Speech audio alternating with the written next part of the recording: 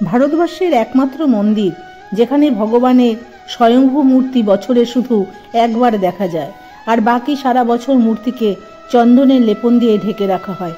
কিন্তু কেন? এই ঘটনা সেই সময়কার, যখন ভগবান বিষ্ণু উগ্র রূপ ধারণকারী নরসিংহ রূপ ধারণ করে হিরণ্যকশ্যপকে বধ করেও তার উগ্র রূপ শান্ত হচ্ছিল না, আর সারা সংসার ধ্বংসের মুখে পতিত হচ্ছিল। আর তখন ভক্ত প্রহ্লাদ ও অন্যান্য দেবতার প্রার্থনায় ভগবান নরসিংহ হিমাচল প্রদেশে অবস্থান করলেন। কিন্তু তাতেও কি তার তাপ শান্ত হয়? এখানে দীর্ঘ সময় থাকার পর মূর্তি মাটির নিচে অবস্থান করেন।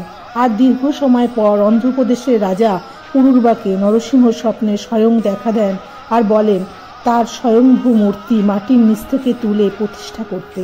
আরও বলেন, আমার অশান্ত রূপকে শান্ত করার জন্য আমার সারা শরীর চন্দনের লেপনে ঢেকে রাখবে, আর বছরে শুধু একবার আমার আসল মূর্তি দেখতে পাবে। আর এই জন্যই বছরে 365 দিনই নরসিংহ মূর্তি চন্দনে ঢাকা থাকে। কেবলমাত্র অক্ষয় তৃতীয়ার দিন সমস্ত চন্দনের লেপন তুলে ভগবান বরাহ লক্ষ্মী নরসিংহ স্বরূপ ভক্তরা দর্শন করতে পারে। এই সময়কে চন্দন লেপন উৎসব বলা হয়।